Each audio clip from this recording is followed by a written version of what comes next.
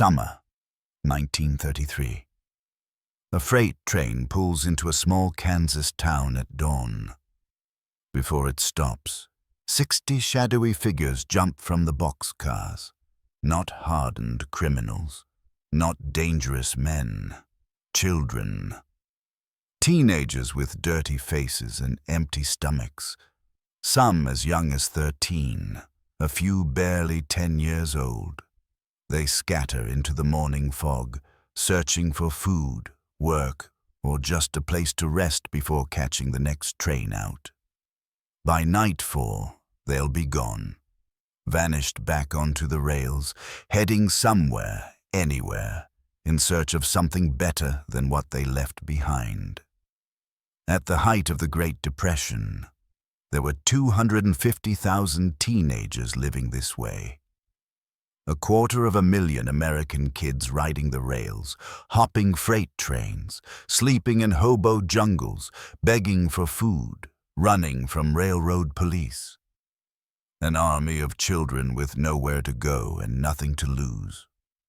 This is their story, the story of the boxcar boys and girls who rode millions of miles across Depression-era America. The teenagers who saw their families collapse, their schools close, their futures disappear. The kids who chose the rails over starvation, adventure over despair, freedom over hopelessness. Most of them survived. Many didn't. Thousands died in railroad accidents, buried in unmarked graves far from home, their families never knowing what happened to them. This is the story America forgot. The MIs of the Great Depression. The boxcar kids who vanished into the American landscape and never came back. October 1929. The stock market crashed. At first, most Americans didn't understand what it meant. Stock market crashes affected rich people, not ordinary families, but within months, the catastrophe spread like a disease through every level of American society. Banks failed, businesses closed, factories shut down. Millions of men lost their jobs almost overnight. Families who had been middle class, comfortable, secure, suddenly found themselves destitute. The numbers tell part of the story. By 1933, unemployment reached 25%. 1 out of every 4 American workers had no job. In industrial cities, the numbers were even worse. In Toledo, Ohio, 80% of workers were unemployed.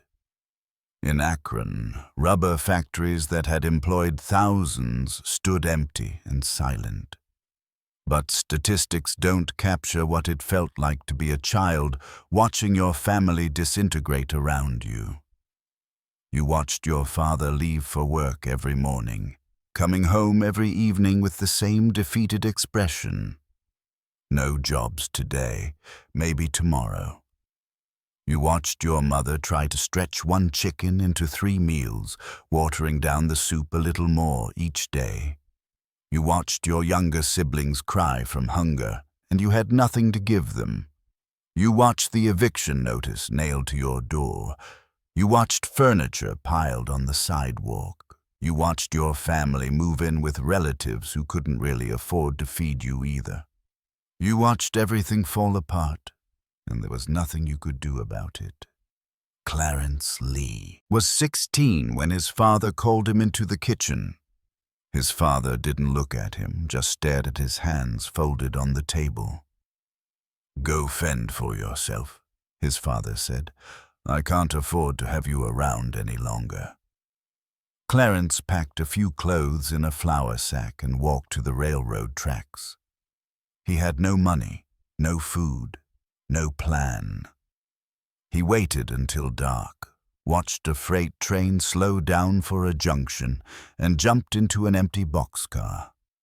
He was one of 250,000 American teenagers who would make that same choice between 1929 and 1941.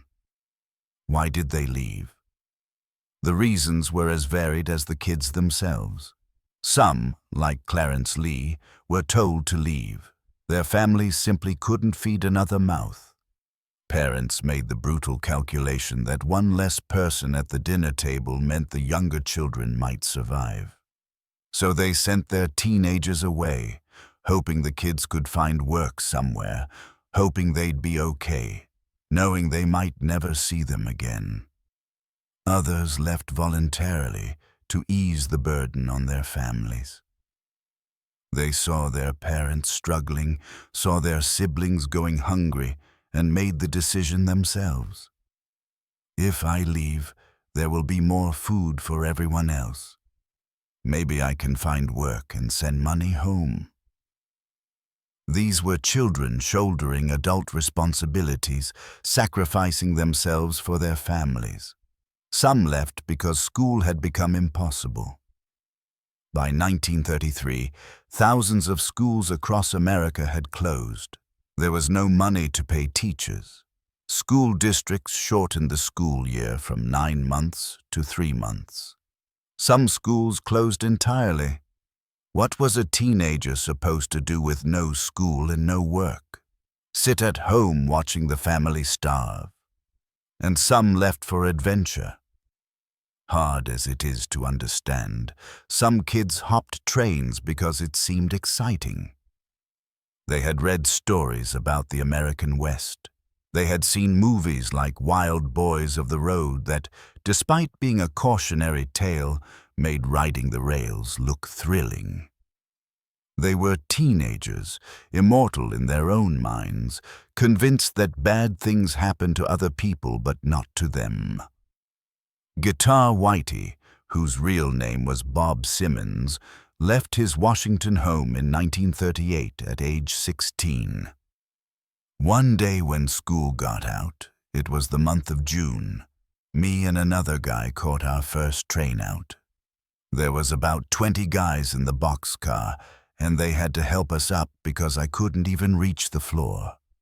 For Whitey, riding the rails was a lifelong addiction. Decades later, in his 70s, he was still riding freight trains, logging nearly 10,000 miles a year.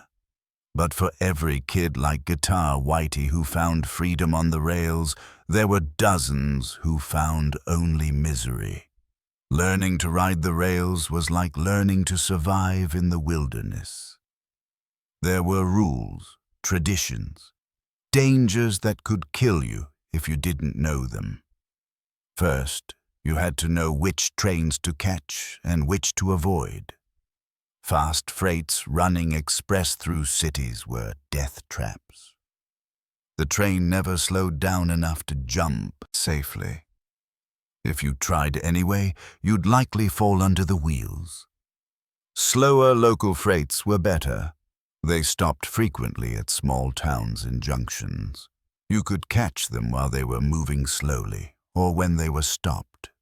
You had to know where to ride. The safest place was inside an empty boxcar, protected from the weather and hidden from the railroad bulls, the security guards who patrolled the yards looking for transients. But boxcars weren't always available. Then you had to choose between dangerous alternatives. Riding on top of a boxcar was exposed and dangerous. You could roll off while sleeping. You could be spotted by railroad police. Worst of all, the train might pass through a tunnel. If the tunnel was narrow and the train was belching black smoke, you could suffocate before the train emerged into daylight. Riding the rods, the framework underneath the train cars, was even more dangerous.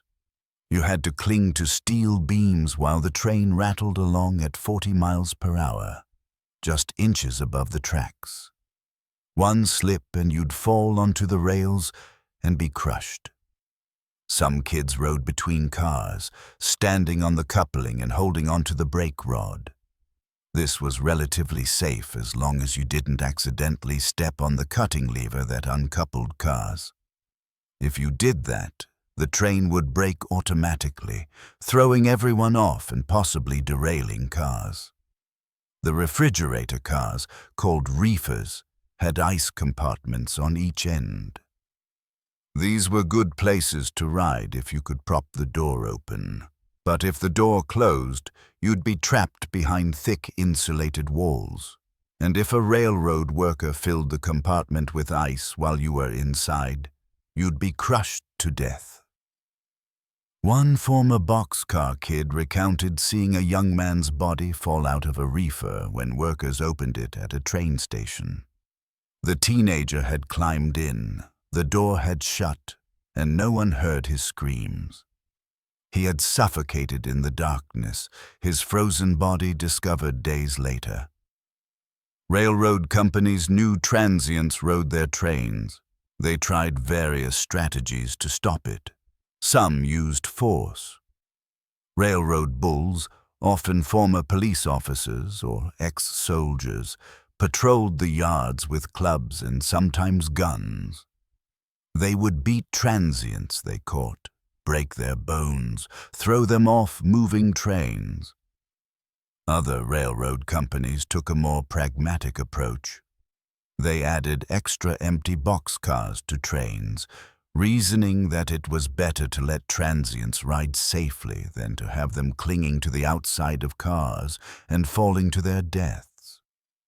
Dead bodies caused lawsuits, paperwork, bad publicity. Empty boxcars were cheaper. But whether companies were hostile or tolerant, riding the rails was always dangerous. In 1933, the Southern Pacific Railroad threw 500,000 transients off their trains. 500,000. That's just one railroad company in 1 year. Nobody knows how many kids died riding the rails. There was no national registry, no organization keeping track.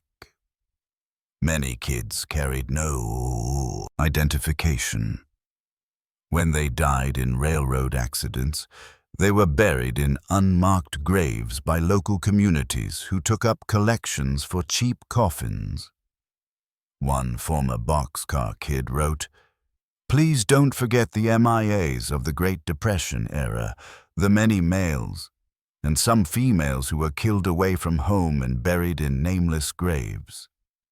Few ID cards carried back then, especially if someone was running away from something. Many a woman lay awake at night, waiting for a husband, brother, or son who never returned. He remembered seeing a young man's body lying on the floor of a freight station. Whose husband or son was he? Nobody knew. Local citizens took up an offering to pay for a cheap casket. In the nearby town of Brookhaven, a funeral parlor left a young man's embalmed body on display each Sunday, hoping someone would identify him. Nobody ever did. How many stories like that were there? How many mothers waited for sons who never came home? How many teenagers are buried in unmarked graves in small towns across America, forgotten by everyone except the person who still wonders what happened to them? If you survived the dangers of riding the rails, you still had to survive everything else. Hunger was constant. One Boxcar Kid recalled working all day unloading a coal car. When he finished, the owner gave him 2 tomatoes. That was his entire payment. 2 tomatoes for a full day of back-breaking labor. Another remembered, "I can remember being so tired and hungry and whining a lot about the ordeal." His family was traveling by freight train looking for work, his father having lost his job in the Kentucky coal mines. They would tell friends they were traveling by bus or passenger train, ashamed to admit they were hoboing. Food was whatever you could beg, steal, or earn. In Mississippi and Alabama, Kids would wait near the tracks with poles and tin cups nailed to the top. You'd put in 5 cents and they'd give you an oyster or crab meat sandwich. In towns, you'd knock on doors begging for food. Some people were kind, many weren't. In some towns, police would arrest you for vagrancy, throw you in jail for a few days, then tell you to leave and never come back. The hobo jungles were the closest thing to community that kids on the road experienced. These were makeshift camps near railroad yards where transients gathered. Someone would build a fire. If anyone had food, they'd throw it into a communal pot, what they called mulligan stew. Potatoes, carrots, maybe some meat if someone had been lucky, all boiled together. One former Boxcar Kid recounted meeting an older man in a freight yard who taught survival techniques. The man paired kids up, giving each pair an assignment. Some went through empty boxcars, looking for spilled beans or grain from broken sacks. Others went to town and came back with salt pork, bread, vegetables.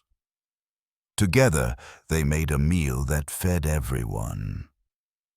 These moments of kindness, of community, were what kept kids going. A stranger sharing his last piece of bread.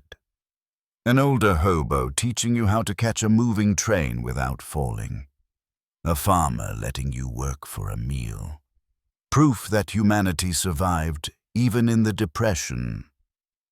But the kindness couldn't protect you from everything. The railroad bulls could be brutal. They had absolute authority in the rail yards. Some were professionals who simply did their job, arresting transients and moving them along. Others were sadists who enjoyed hurting people who couldn't fight back. Bulls would wait until trains stopped, then sweep through looking for transients. If they found you, you'd be arrested, beaten, or both. In some towns, the judge would give you 30 days on a work gang. You'd spend a month doing hard labor, then be released with nothing. Some bulls were worse. They would beat transients unconscious, drag them off the train, and leave them beside the tracks. In winter, if you were left unconscious in freezing weather, you'd die of exposure before you woke up. One Boxcar Kid recounted being thrown off a train in the Nevada desert at night, far from any town. He had to walk for miles in the darkness, hoping to find civilization before dying of thirst.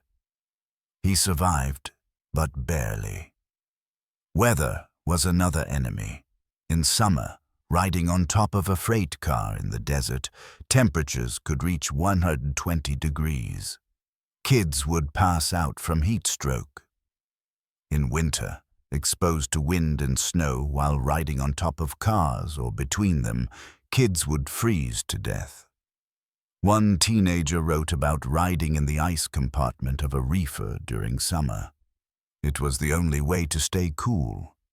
But if a railroad worker closed the door and you couldn't get it open, you'd freeze to death in that compartment while the train rolled through the desert heat.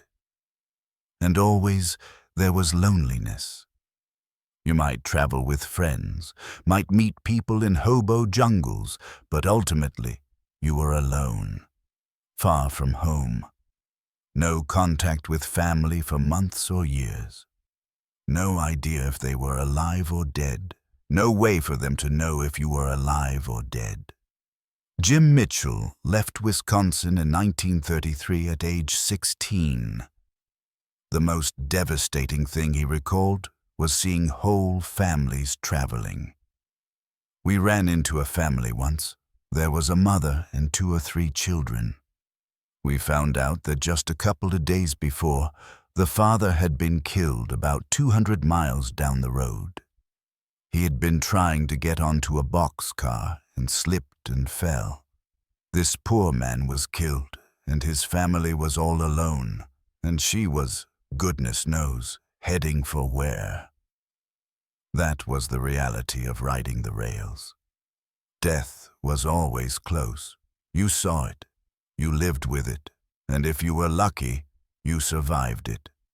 Not all Boxcar Kids were boys. Girls rode the rails too, though in much smaller numbers.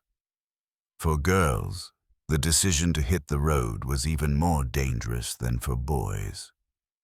The world of freight trains and hobo jungles was violently masculine. Women faced threats that boys didn't.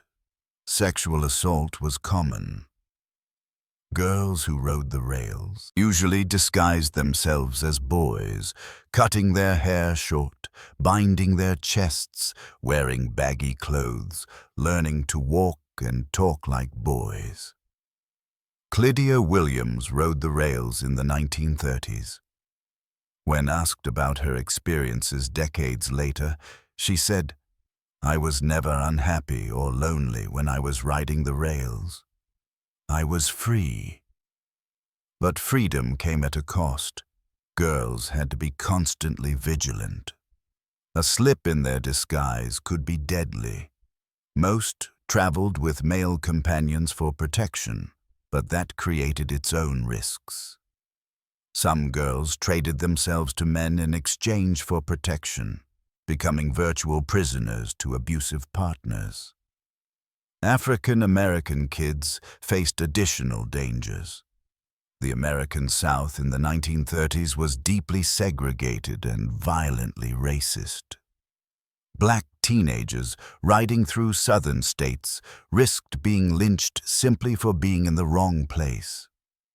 Transient camps in the South had segregation lines painted down the middle. Red barracks on one side for whites. Black painted barracks on the other side. And never the twain shall meet, as one former Boxcar Kid remembered. Black teenagers learned to avoid certain towns entirely. There were places where being a black transient was effectively a death sentence. White railroad bulls would beat black transients more severely. White transients would sometimes attack black kids they found alone. But despite all the dangers, 250,000 kids kept riding. They kept hopping trains, kept moving, kept searching for something better. What were they searching for? Work, mainly. The promise of a job, any job, that might let them send money home. But work was nearly impossible to find. By 1933, unemployment had reached staggering levels. Adults couldn't find work. What chance did teenagers have? Even when kids found work, the pay was insulting. Clarence Lee worked all day unloading coal and was given 2 tomatoes. Another kid worked on a Georgia farm for $1.75 and considered himself lucky. Others worked entire weeks for just their meals. Some kids were scammed by unscrupulous employers who promised payment then refused to pay after the work was done.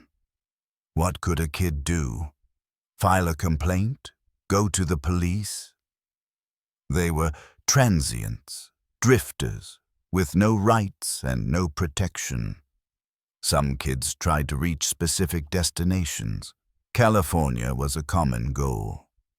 Hollywood beckoned with promises of movie careers. San Francisco and Los Angeles seemed like places where opportunity might still exist. But California, overwhelmed with refugees, formed police blockades at the state line, turning away transients. James Sanjuli left Oklahoma for New York at 17, hoping to find work and ship out to see the world. "I lived down in a subway kiosk for 4 months," he remembered, and stole food from the Washington market. He eventually made it onto a ship, but only after months of desperation. For most kids, the journey became the destination. They rode trains because they had nowhere else to go. They kept moving because stopping meant facing the reality that there was nothing for them anywhere. Henry Ford, the industrialist, thought the Boxcar Kids had it made. Why, it's the best education in the world for those boys, that traveling around. They get more experience in a few weeks than they would in years at school. Easy for a millionaire to say. He wasn't the one sleeping in boxcars, going days without food, running from police, watching friends die. As one contemporary noted, after about 6 months on the road, the boys and girls lost their fresh outlook and eagerness. Trips across the continent were no longer educational, but were quests for bread. The government knew about the Boxcar Kids. They couldn't ignore 250,000 teenagers riding the rails. But what could they do? President Franklin Roosevelt's New Deal created programs to help. The Civilian Conservation Corps offered young men jobs planting trees, building trails, fighting forest fires. Between 1933 and 1942, the CCC employed 3 million young men, taking them off the rails and giving them purpose. Transient camps and shelters were established in some cities. These offered temporary housing, meals, and help finding work. But the camps were overcrowded, underfunded, and couldn't handle the sheer numbers of people flooding in. Some kids found their way into these programs. Others never heard about them or couldn't access them. For most Boxcar Kids, the government programs were distant rumors, help that existed somewhere else for someone else, but never quite reached them. By the late 1930s, the economy slowly began to improve. Not because the Depression ended, but because war was coming. Europe erupted into conflict in 1939. America, still neutral, began manufacturing weapons, planes, tanks, shipping them to Britain. Factories reopened, jobs appeared. Then, December 7th, 1941, Pearl Harbor. America entered World War II. Suddenly, everyone who wanted work could find it. Factories ran 24 hours a day. The military drafted millions of young men. By 1944, unemployment had dropped to below 2%. The Boxcar Kids came home, or tried to. Some had been gone so long they didn't know if their families were still alive, if their homes still existed. Some had changed so much that they didn't fit back into civilian life.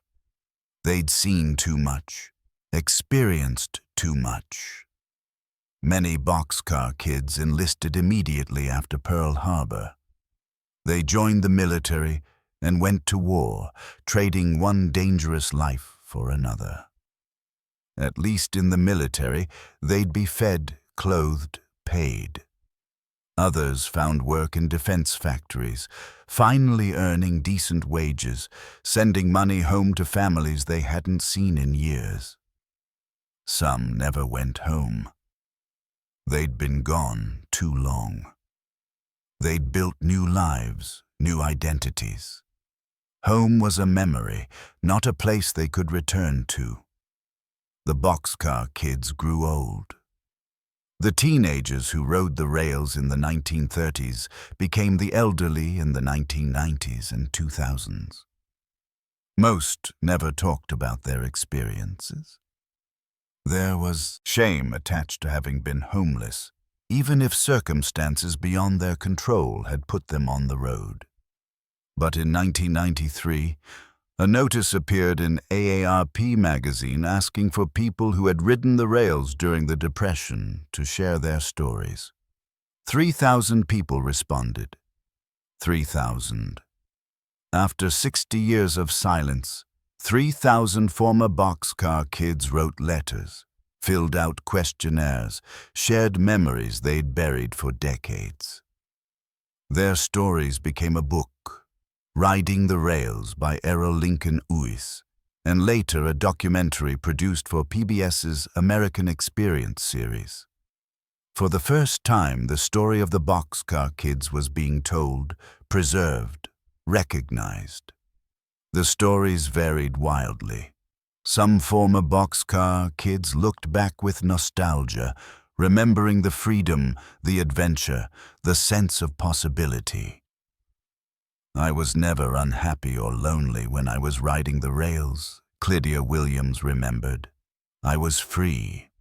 Others remembered only the suffering, the hunger, the cold, the fear, the friends who didn't make it. One respondent wrote simply, "I was 12 when I left in 1931. I'm 84 now, and I still have nightmares about being hungry." Many expressed amazement that they'd survived. So many kids died. Railroad accidents, disease, violence, exposure. The fact that any particular kid survived was almost a miracle. And many wrote about the MIAs, the kids who rode away and never came back. Every person who rode the rails knows someone who vanished. A friend who said goodbye one morning and was never seen again. A kid who fell trying to catch a train. A girl who was assaulted and killed. A boy who froze to death in a Wyoming winter.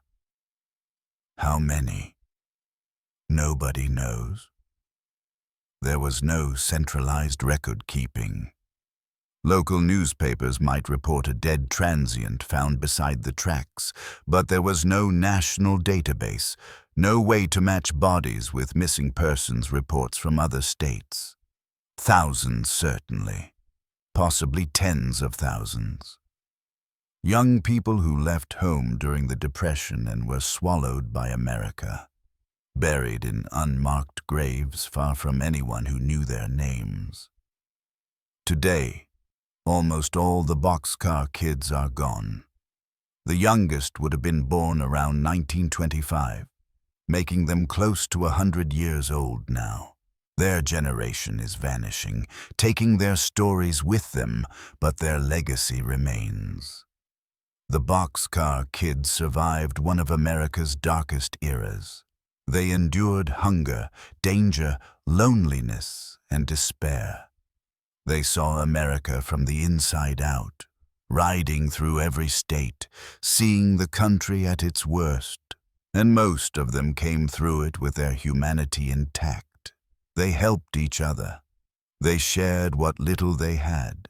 They showed kindness to strangers because strangers had shown kindness to them. When World War II ended and America entered a period of unprecedented prosperity, the former Boxcar Kids were part of what built that prosperity. They became workers, parents, citizens. They raised families, bought homes, built careers. The teenagers who had once begged for food became the adults who made sure their children never went hungry. They were the greatest generation, though that term usually refers to their military service, not their Depression-era survival, but riding the rails shaped them as much as war did. It taught them resilience, resourcefulness, empathy. One former Boxcar Kid, now in his 80s, summed up his experience this way. "I learned that when you're down and out, this is the best country to be in. I've been in 47 other countries. Believe me, when you're flat broke, you'll make out in America better than anywhere else." That optimism, that belief in America even after living through the Depression is remarkable. These kids had every reason to become bitter, resentful, angry at a country that failed them.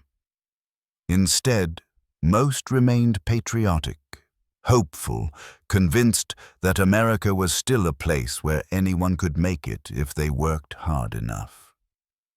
Maybe that was naive.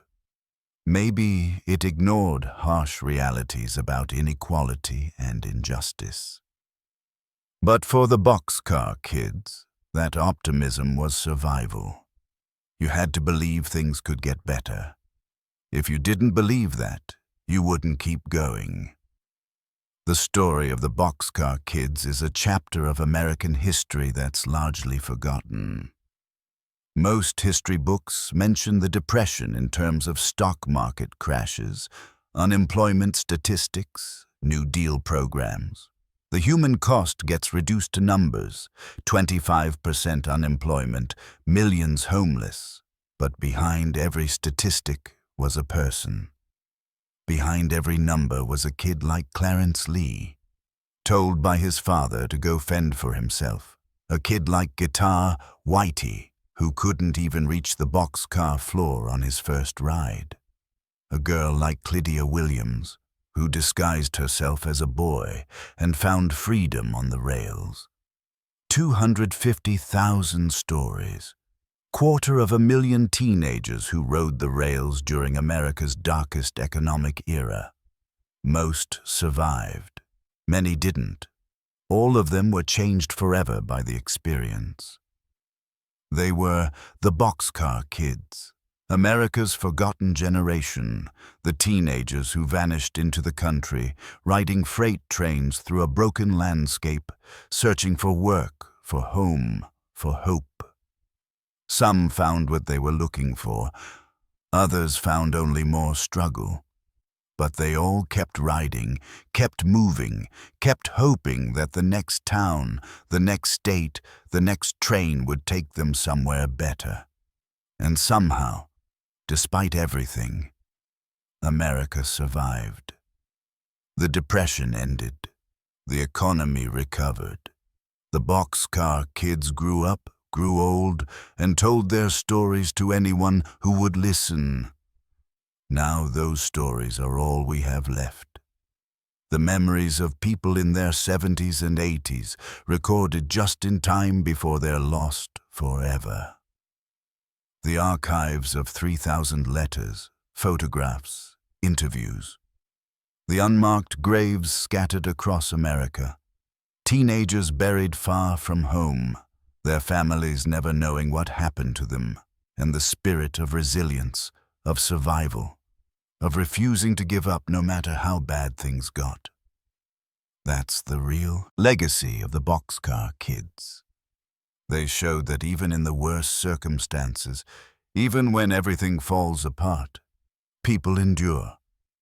They rode the rails, they survived. And they never forgot what it felt like to be young, homeless, and hungry in America. May we never forget them.